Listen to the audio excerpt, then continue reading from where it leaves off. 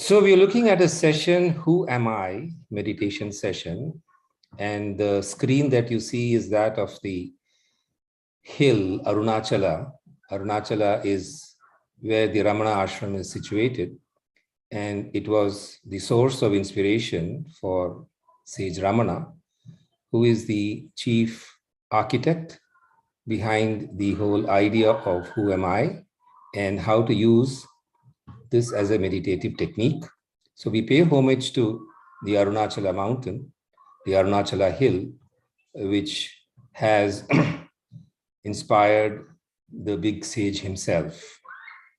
So I will begin with a prayer,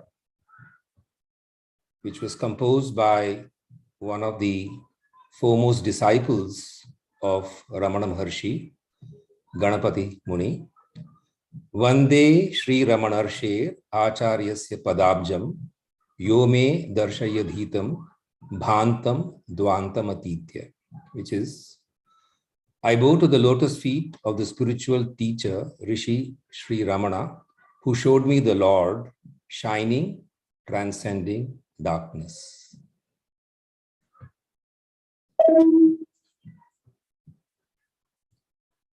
The plan of the session is in the following sequence that you see. I'll spend some time sketching out the life of Sri Ramana Maharshi, because we will understand how the technique emerges from his life.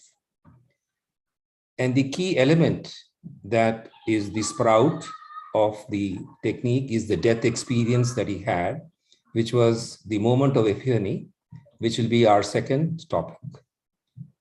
The third topic is the instructions given very directly by Sri Ramana Maharshi himself on who am I, which is not only the question, but one of the first treatises that he wrote. And secondly, the Ramana Gita, which was again composed by Ganapati Muni, the foremost disciple of Sri Ramana Maharshi. The instructions on initial reading seem a little abstract or seem a little difficult to execute. So I shall be sharing a few analogies which will help us appreciate the technique better and anchor our meditative session, which follows next in number 5, in a way that we can approach it with a degree of confidence. Then item number 6, or the subject, will be the stages which mark your progress, because we are always interested in taking up a sadhana with the mental shraddha and assurance that it will lead us to where the sadhana is supposed to lead us. And we'll be looking at Sri Ramana Maharshi's words of encouragement, and we will realize that he has understood every aspect of a sadhak's query across the progress towards self-realization. Then we will have a Q&A. I'll be very happy to answer questions from the audience. And there will be a closing prayer, and we should be able to conclude the entire session in 1 hour. So let me progress to the life sketch of Sri Ramana Maharshi. And for that, I have nothing better than the actual timeline that we find in the Ramana Ashram's website. So I am going to quickly scroll through the website. So this is the Bhuminatheshwara temple in Tiruchui, which is the village where Sri Ramana Maharshi was born. And the very house that he was born has now been renamed as Tiruchui Sundara Mandiram. You see the house, his birthplace. He was, of course, born in 1879 on the 30th of December, and we have pictures of his father, Sundaram Iyer, and Arhammal, his mother. Then his siblings, of whom the brother named Nagasundaram was to play a very important role subsequently as the first manager of the Ramana Ashram. Then in 1886, we find that the spiritual leanings became clear when he'd gone to the temple of Sahayavalli. Subsequently, the family moved to Dindigul, which was after the passing away of his father. And this is the school where he studied. So Ramana Maharshi was adequately equipped with the English language. And we find that his editorial hand has played a major role in the works that have come down to us. The Vaigai River was very near the place where they stayed, and young Ramana was a bold, robust boy who played around the Vaigai River. Then these are some temples where they used to play. And in 1895, one of his relations had come down and had said that he'd been to Arunachala. Till then, the young boy had not known anything, but the moment he heard the word Arunachala, it stirred up some ancient memory in him. And then comes the 1896 episode where we will, of course, be examining this, the death experience at a very young age, and we will be examining it later. Subsequent to the death experience, and of course, he was able to live through the experience, he was transformed. He spent more time at the Meenakshi temple in Madurai. And on the 29th of August, which is the same year, 1896, he left his home forever and found his way. So there is an epic journey which is described, various places, turns and twists, the hero's journey, as we would say in modern terms, and he reaches Arunachala on the 1st of September, 1896. And then he spends time at Arunachala in the 1,000-pillared mandapam of the temple itself. And then he goes to different parts of the city. And he is, of course, in his deep meditative state. Thereafter, his mother comes seeking him out. They find where he is through some references, but he is completely ensconced in the Virupaksha Guha, which is a place where he stayed on the Arunachala hill. And in 1900 is where we got the Who Am I as a oral dictation, which was written on sand and then, of course, recalled. This is what I'm referring to in 1902. Gambhiram Sheshaya was the first one. We have these books which have come down to us as the first pure, unadulterated teachings of Ramana. Thereafter, there are various instances of moving around, and this is the famous Ganapati Muni, whose prayer I read earlier on. And then this is the first Western disciple, F.H. Humphreys, who wrote about his encounter, his experiences in the Psychological Abstracts, which was an important magazine and journal in those days. And then we have various aspects of the life of Ramana, including a second death experience that happened in 1912. And his mother comes to stay with him, and there is a slow movement to different parts of the hill called Skanda Ashrama. And then the Ramana Gita was composed in 1917. In 1922, his mother passes away. The Shakti of his mother perhaps is going to be demonstrating its presence. And the ashram really starts growing thereafter. And compositions also flow, the Upadesha Saram, the 40 verses on reality, the Saddarshanam, and many keep flowing. And in 1935, we have Paul Brunton, who wrote the very famous book, The Maharshi and His Message.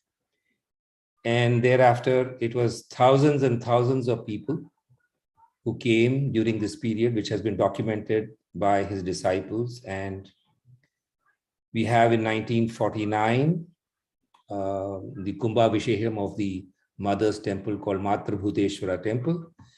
And in 1950, we have the Mahasamadhi on the 14th of April, when a bright star was seen shooting out from the hall or the little room. It's called Nirvana Hall now.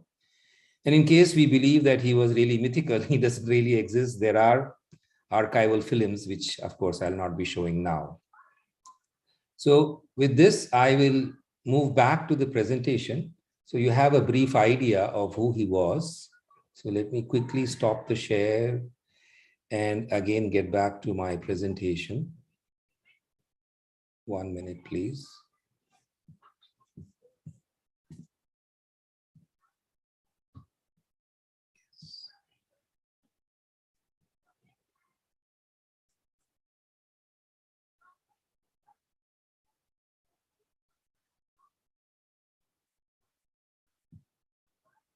Okay, so this is where we were, and now we will move to the second topic. So this is the death experience. So what I would like the audience to do is to close their eyes, and I'm going to read the death experience. These are in the words of Ramana himself, and I want you to visualize his words entering into you. So if you can close your eyes and listen to my voice, it will be of great value in understanding this experience. So I'm going to begin reading now. It was about 6 weeks before I left Madura for good that a great change in my life took place. It was quite sudden. I was sitting in a room on the first floor of my uncle's house. I seldom had any sickness, and on that day, there was nothing wrong with my health. But a sudden, violent fear of death overtook me. There was nothing in my state of health to account for it, and I did not try to account for it or to find out whether there was any reason for the fear. I just felt I'm going to die and began thinking what to do about it. It did not occur to me to consult a doctor or my elders or friends. I felt that I had to solve the problem myself then and there. Then the shock of the fear of death drove my mind inwards. And I said to myself mentally, without actually framing the words, now death has come. What does it mean? What is it that is dying? This body dies. And I at once dramatized the occurrence of death. I lay with my limbs stretched out stiff, as though rigor mortis had set in, and imitated a corpse so as to give greater reality to the inquiry. I held my breath and kept my lips tightly closed so that no sound could escape, so that neither the word I or any other word could be uttered. Well, then I said to myself, this body is dead. It will be carried stiff to the burning ground and there burnt and reduced to ashes. But with the death of this body, am I dead? Is the body I?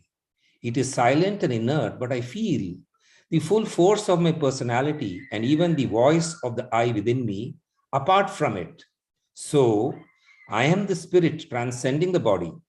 The body dies, but the spirit transcends. It cannot be touched by death. This means I am the deathless spirit.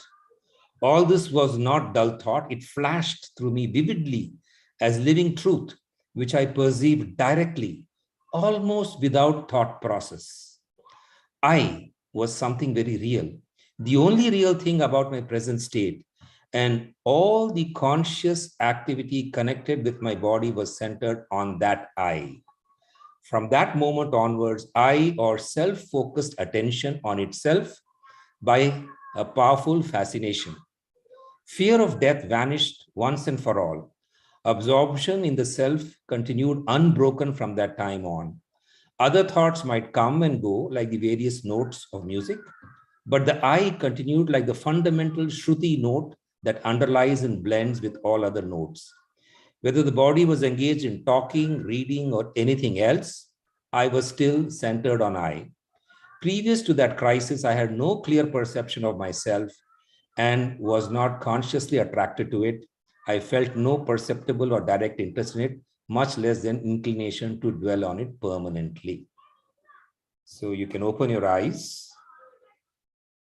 And what we find is some of the key elements that are going to become the instructional guidance emerge from this death experience, which is, and we have absorption in the self continued from that time on in the last paragraph. Whether the body was engaged in talking, reading, or anything else, I was still centered on the I. So we'll keep these words in mind, and we will proceed to the next part of our journey. I had indicated that Shiva Prakasham Pillai was the second disciple who'd asked the question, who am I, in the sense, went to Ramana, and he was in 1902, he would be 23 years old. He had spent 5 years in meditation from 1896, 7 years in meditation. And Shiva Prakasham Pillai was a revenue official in the Arcot district and a student of philosophy also. So whatever was captured and recollected by him of the answers given are what I'm going to put forward in front of you. So these are Ramana's words themselves. The thought, who am I, will destroy all other thoughts. And like the stick used for stirring a funeral pyre, it will be burnt up in the end. Then there will be self-realization. When other thoughts arise, one should not pursue them, but diligently inquire to whom do they occur. It does not matter how many thoughts arise. As each thought arises, one should inquire with alertness, to whom has this thought arisen? The answer that would emerge would be to me. Thereupon, if one inquires, who am I, the mind will go back to its source, and the thought that arose will subside. With repeated practice in this manner, the mind will develop the power to stay in its source. When the mind that is subtle goes out through the brain and the sense organs, the gross names and forms appear. When it stays in the heart, the names and forms disappear. Not letting the mind go out, but retaining it in the heart is what is called inwardness. Letting the mind go out of the heart is known as externalization. Thus, when the mind stays in the heart, the I, which is the source of all thoughts, will go, and the self will which ever exists, will shine. So this might appear a little abstract. So I'm going to make this digestible based on my experience of having tried to understand this as well as meditating. Of course, let me, before I go to the analogy and the further detailed simplification, there is a very famous verse from the Ramana Gita, which is actually the epitome of all that Bhagavan taught. So it's Hridaya Kuhara Madhye Kevalam Brahma Matram Hyahamahamiti Sakshad Atma Rupena Bhati Hridivisha Manasasam Chinvata Majjatava Pavana Chalana Rodha Atmanishto Bhavatvam. So in the center of the heart cave, awareness alone resonates as I, as a direct manifestation of the form of the self. Dive within yourself into the heart with the mind and awareness focused on the search, with perfect restraint on the movement of your breath. Be yourself without any fluctuation as the unitary self. So we have these two direct words or compositions of Bhagavan Ramana as guidance. But how does one decipher this and understand what he means? And there are, of course, philosophical implications too. But practical implications are what we will deal with first. So the analogy I'm going to present is from the world of cricket. I will presume that all of you are familiar with cricket. And therefore, what I have here is an image of a batsman. There's a ball, which is, of course, let loose by the bowler, whose image also you see. And we are all aware of the presence of a side screen, which in the real world of cricket is to prevent the distraction of the batsman and also enable the batsman see the hand of the bowler at the point of release of the ball. And behind the screen, you normally find the crowd, or you find perhaps the commentary box or such non-essential aspects of the stadium. But here I have put a diamond. So let me now, having laid the foundation of the physical aspect, let me put forward the analogy. So you are the batsman The tool that you have is the bat. The tool that is the bat is the two questions, or rather the first question, who am I? Now, what does the bat do? The bat hits the ball. So the bowler is like the mind, and the mind is constantly generating thoughts, and those thoughts, like a ball, keep coming at you. So the balls come thick and fast. So the bowler is just not an individual, it's like a bowling machine. So ball after ball after ball come at you. And what you have to do is, with the tool called Who Am I, which is your bat, you got to simply block the ball. You don't have to hit a 6, you don't have to hit a 4. You have to simply block the ball. So when you see a thought emerging, then you simply ask, who am I? And we look at the sequence, but this is the whole idea. The tool to handle the thought, to block the thought, to, as they would say, kill the spin in terms of the cricketing language, is to simply block the ball. Now, what happens over a period of time as you persist with this practice is that the bowler, which is your mind, gets tired, gets weakened, and the balls come in lesser frequency and lesser frequency and lesser frequency. And at one point in time, the bowler is exhausted, the mind is exhausted, and the bowler just stops bowling balls or stops sending thoughts. Now, the moment the bowler is not operational, there is no need of a side screen. So we could say, by way of analogy, that the side screen disappears when the mind disappears. So actually, philosophically, the side screen is the veil of ignorance that you have, the Maya, but that is dependent upon the mind creating the need for that Maya, or the Maya creating the mind, which is always active. But let me not go into the philosophical implications right now. Let's still continue with the analogy. So when the side screen comes down, you see what is behind the side screen. And the side screen is the diamond or the sun called the Atma. And therefore you, the batsman, you, the batter, can directly, pratyaksha, as they say, see the diamond. See, and that is self-realization. So what is this diamond that we're talking about? And do we have a description of this diamond? Yes, we do. We have in the Bhagavad Gita, Kavim Puranam Anushasitaram Anoraniyam Sam Anusmaredhya Sarvasya Dhataram Achintya Rupam Aditya Varnam Tamasa Parastat, which is the Supreme Self is a seer, ancient of days, subtler than the subtle in his eternal self-vision and wisdom, the master and the ruler of all existence, who sets in their place in his being all things that are. His form is unthinkable, he is refulgent as the sun beyond darkness. He who thinks upon this Purusha at the time of departure, he attains to this supreme divine state. There's one more shloka of the Bhagavad Gita, which of course I have not put up in the screen, but I'm going to read it out or chant it for you.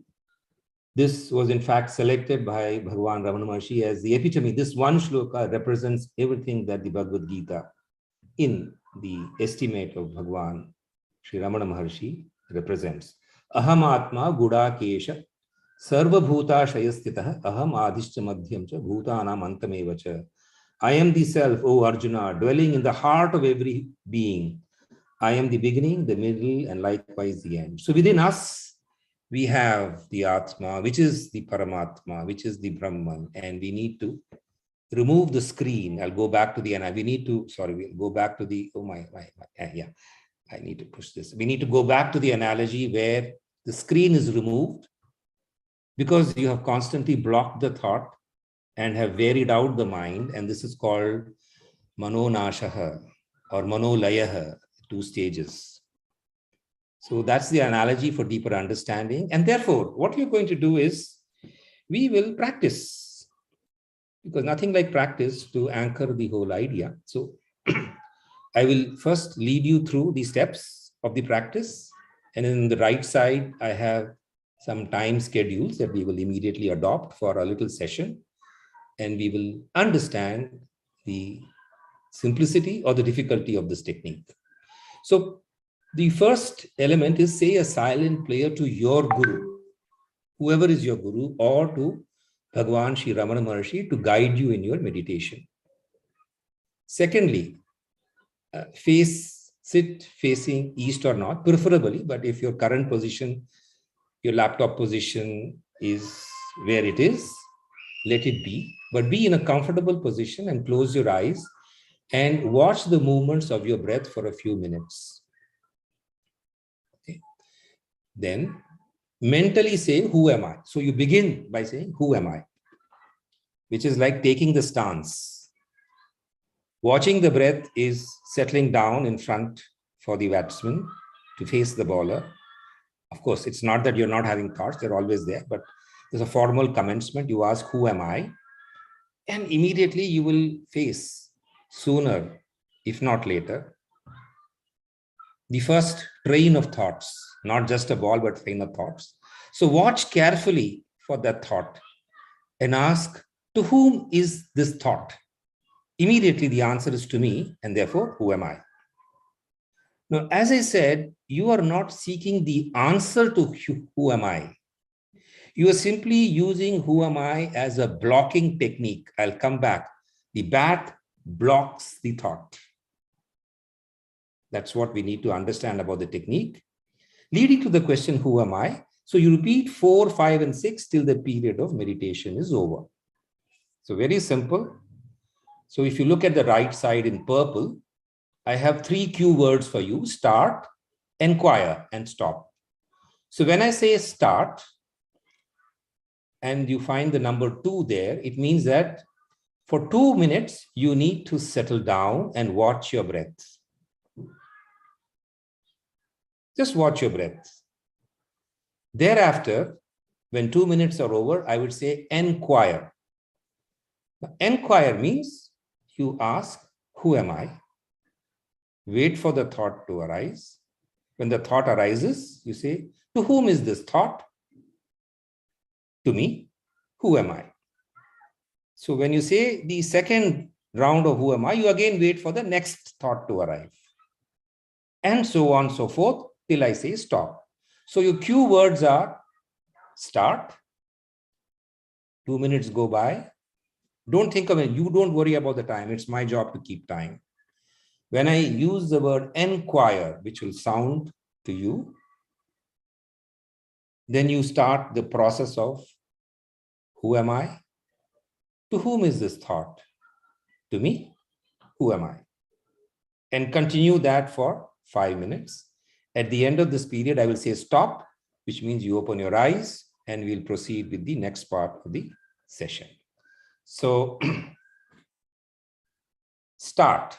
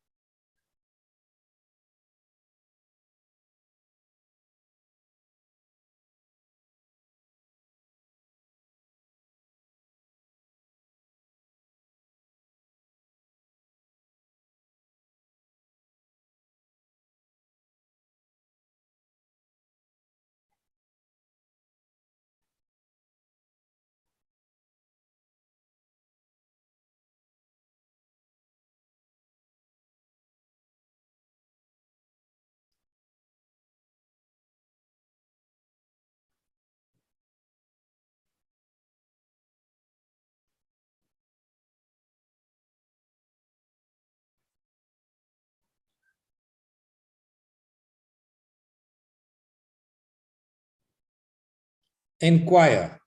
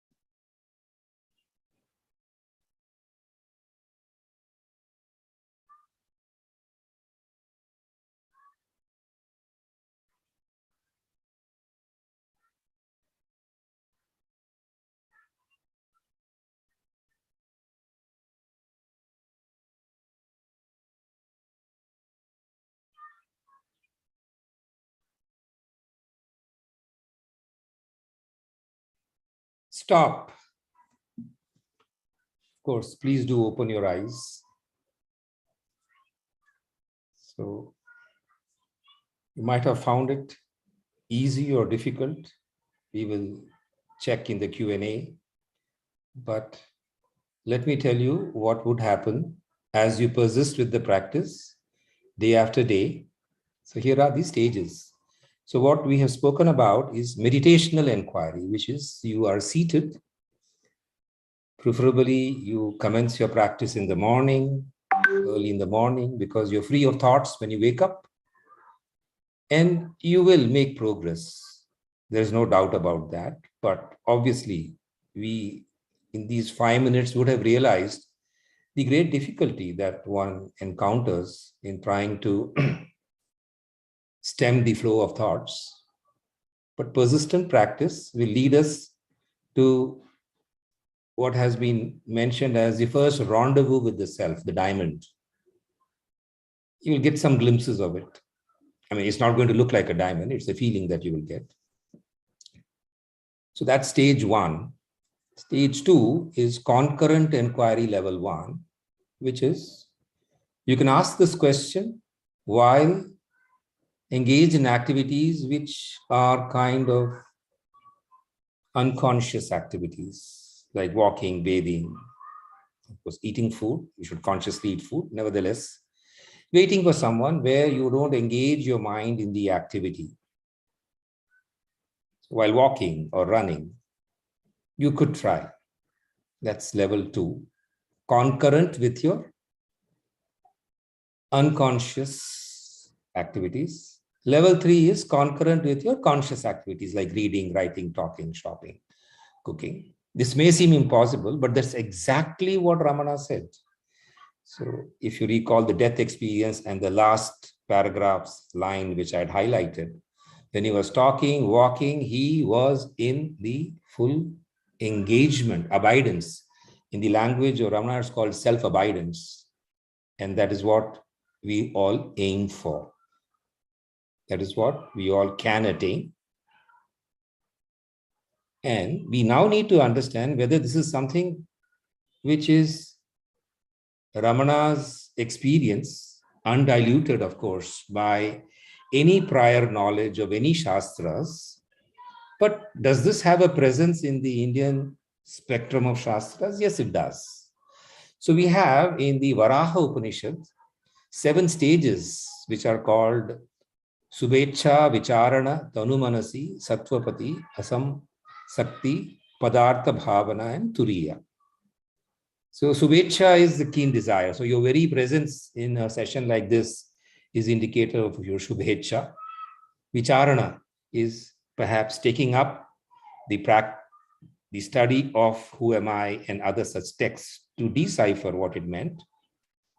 Then, of course, the meditative practice, which we call meditational inquiry, concurrent inquiry, is all Tanu Manasi, which is thinning of the mind. That's an amazing description.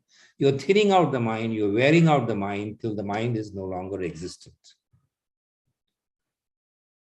And then you have other stages, which are obviously things that Ramana has not spoken about, but which are very much a part of his experience. And in order not to confuse people, he leads us to the process understanding up to Tanu Manasi, saying automatically you will understand what is 4, 5, 6, and 7. So Ramana represents a modern manifestation of a continuing tradition of Jnana Yogis in India. And therefore, we are so very lucky to have had him in very recent times, where we even have archival pictures of his. We have so many. I keep saying to my friends that from 1902 all the way to 2022, there's 120 years of user experience in various forms that disciples have recorded of their progress and of their moments of epiphany, of their moments of self-realization. So it is not the stuff of legends, but the stuff of reality. And with that, I'll move forward to Sri Ramana Maharshi's words of encouragement. You can gain steadiness in practice only by more practice. Effort must be made in the waking state and the self realized here and now. Is there a shortcut to moksha? Is it something to be purchased in a shop? What is important is steadfast resolve. It is necessary for you to strive and for the Guru to help. The Guru does not bring self-realization, he simply removes obstacles to it. The Guru not being in a physical form, his contact will continue even after his physical form vanishes. If one Jnani exists in the world, his influence would be felt or benefit all people and not simply his immediate disciples. For the worthy disciple, the work is within himself and not without.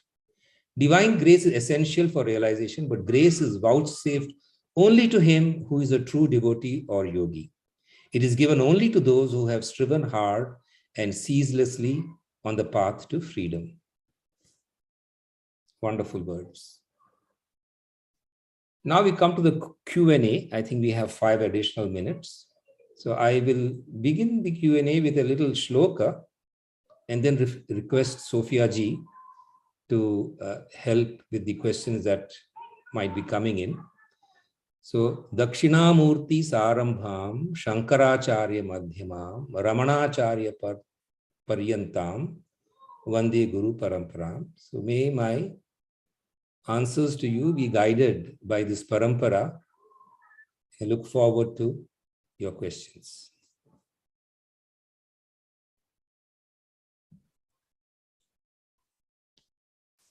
Namaste, Dr. Krishnan. Namaste. That was so wonderful. Thank you so much for sharing that beautiful presentation and also for allowing the 5 minutes of practice of meditation. And I'm sure all of our participants are going to benefit from this session tremendously. So thank you so much for sharing. Thank you. It's also very calming. Thank you so much. So we do have a few questions. Our first question is from Ramesh ji, who says he has a genuine problem. If you could please elaborate on that, Ramesh ji. Then Raghavan ji is saying he couldn't get any answers now, but as you say, a prolonged practice will help. And he also continues to say that this session is giving us one more simple process of meditation. Seem it will work well. So do you have any comments on that, Dr. Krishnan? Yes, it will work well. Of course, please ask one question at a time so that I can respond to that. Yes, it will work well because it is grounded in very strong philosophy. So the point is there are many tools available which do work. But when the tool is simply grounded at the body level, then the value of the tool may not be seen over a very long period of time when the body is able to absorb the benefits of the tool. But here it's a philosophical tool as well as a meditative tool, which is why we had said it's not just a question, it's a quest. So who am I is a Vedantic quest. So probably your answer will be Aham Brahma, one of the 4 Mahavakyas, maybe the answer you get. But it's not an answer that you will get by remembering the statement. It's an answer you get from within you. So the answer is very clear. You are the Atma. Here, the question paper is clear. The answer paper is also clear. But it is a process which will make you write the answer truly as representing your experience. And therefore, it is beyond a meditative. It begins as a meditative tool, but it is a quest. Thank you so much. So Raghavanji, I hope that answers your question. Then Dheeraji is asking if there will be more meditations and webinars like this. Yes, we hope so from Indica Yoga for sure. Maybe Dr. Krishnan can do some more for us since it was so wonderful. Thank you again. Kumudji is asking if it is essential to sit facing east or north. Yeah, so traditionally you face the east because these solar vibrations are from the east. And in India, you face the north for the simple reason that wherever you are in India, north means you're facing the Himalayas, and the Himalayas are the places where the wisdom of India in the form of gurus, in the form of our very ancient methodologies are resident there, and the gurus residing in the Himalayas are always told to face south. So therefore, you're face to face, and it is of great value for subtle energies to face the north. But if you're not able to do that, it does not mean that your meditation will not succeed. But let us respect some of these traditions for the experiential depth behind them, which we may be immature now to experience. Thank you so much. Dheeraj, I hope that helps with your question. Then Devi Prasad ji is asking if due to internet problem, he missed this talk. Will it be available on YouTube? Yes, it will be available on the Indica Yoga YouTube channel as well as the Indica Yoga website, because all of our sessions are recorded. So you can definitely watch the session there again. Then Ranjani ji is asking, how has this practice worked for you, and to please share your personal experience. Yes, it is because of personal experience that I was able to create the analogy. Analogies don't come to you from thin air. They come from the fact that I struggled with understanding the words of Ramana. The very process of my learning is what you find reflected in the session itself. So it has worked for me. Now, am I self-enlightened? No, I'm in the Tanu Manasi process, the process of thinning out the mind, which, as per a very senior disciple of Ramana Maharshi, that stage lasts for 5 years.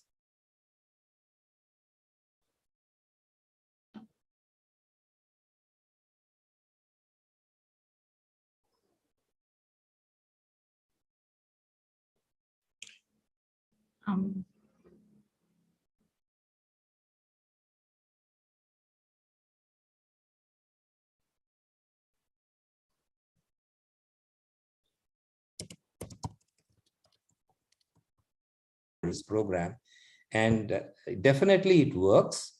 You feel calmer. Oh, those are all little consequences. You see, meditation is being used as a device for stress control, calming. Those are all consequences. The fundamental reason for meditation is, who am I? That's the quest. So this is a quest, this is a process, this is a tool that's all in all put together and very simple. It works. Thank you so much for that. Then we have a few of our participants saying thank you. Satyaji saying it was a lovely experience to meditate. Jaya Gopal ji is also saying it was a wonderful experience and thanking you for your excellent presentation. He's beginning to grasp the stages of meditation. Then Gopi ji is also saying that this is his first introduction to Bhagwan Ramana Maharshi.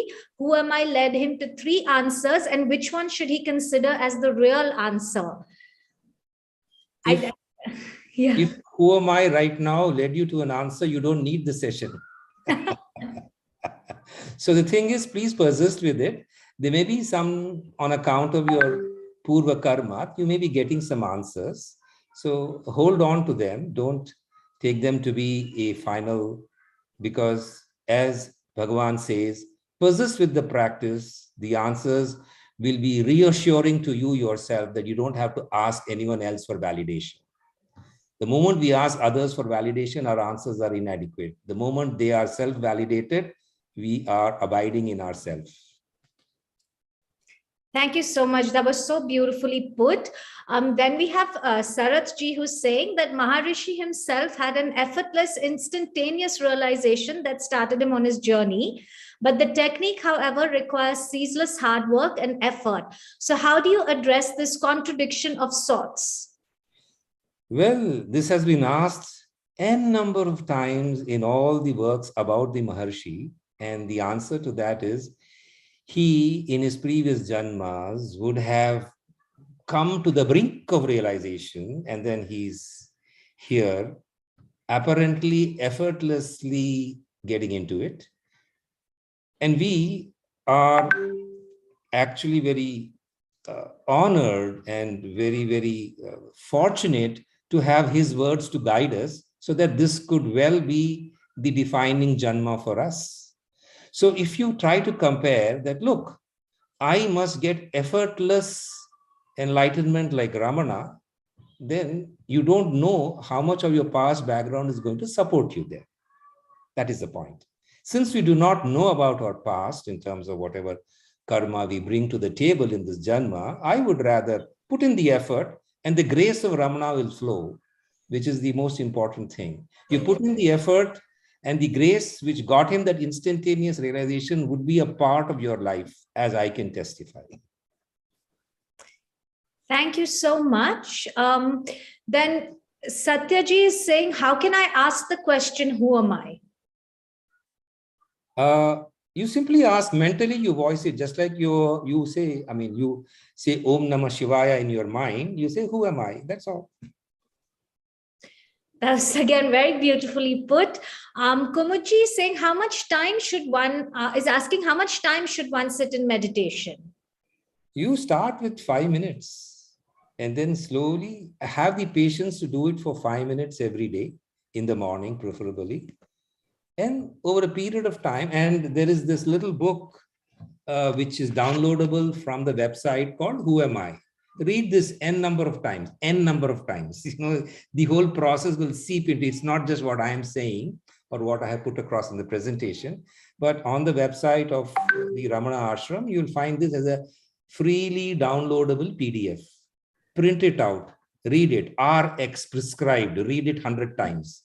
The process will seep into you and you will slowly gain in meditative stability. Thank you so much. Anupam ji is again saying that this was an excellent session, and his question is, what is the difference between sadhana and meditation?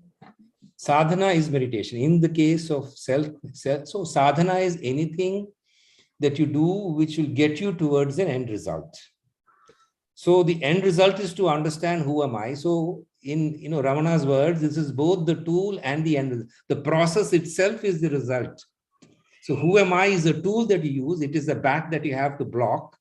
And it is also the answer that you seek. It is also the quest. So it's a double-edged, simplified Vedantic method. It's Advaita Vedanta, but it is very unique in its capability. And to answer your question succinctly, ask the question, block the idea, and do that repetitively till ideas don't keep manifesting themselves. Your mind calms down. When your mind calms down, automatically the self within you is received, because it is the blanket of thoughts. It is the sight screen that we have, which is constantly so much in action that we cannot see within ourselves. Thank you so much.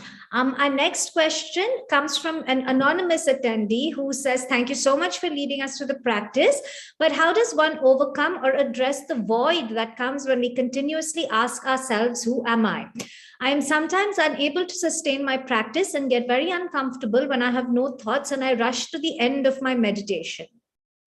It's okay. So the thing is that you have to persist with it. These are all mental phenomena, the feeling of void. Again, this has been addressed very adequately by Sri Bhagavan, and I'm only echoing his thoughts. The feeling of void is a mental phenomena. It's not that there is nothing out there. You will see the diamond. You will experience the diamond. Just persist with, you may feel some light. People have all kinds of phenomena which are very, very picturesquely described in our scriptures, hearing bells, hearing conches, feeling the void. All these are mental phenomena, and Atma Vichara, which is who am I, enables you to go beyond all mental phenomena. The mind is overcome, and therefore my humble words of advice would be, if you feel uncomfortable, please persist the next day. And we have the reassurance of Bhagavan Sri Ramana Maharshi that these are all only mental phenomena. And what you should do is go to the website. You have the Mountain Path, which is the magazine of the Ramana Ashram, published from 1964. You have the Call Divine, which has been published from 1951 and ended around 68, so that both the magazines, their disciple after disciple after disciple have spoken about their experience. So you will be able to connect with one of them in terms of the query that you have, and the answers are available to us in terms of understanding the process and obstacles to it. Thank you so much. We only have time to answer maybe another 2 questions. So we'll get to those, and then maybe you all can email the rest of the questions to us. Raghavanji is saying that Bhagavan Ramana Maharshi also mentions the role of Guru in self-realization. How does one find their Guru? So you find the Guru in the form of Ramana, if you are interested in the Who Am I meditation. The Guru is not a physical entity. It is a set of spiritualized, energized instructions. So if you are open, so when, at least in my life, I can say, when the Shishya is ready, the Guru arrives. The Guru can be a word in a book. The Guru can be a physical Guru. So you have to make yourself ready. So how do you find your Guru? You make yourself Guru worthy by being a good Shishya. That's your job. It's the Guru's job to find a good Shishya that you are becoming. So become a good Shishya. Don't worry about the Guru. He or she will make her presence felt in your life when you are ready to accept such a Guru.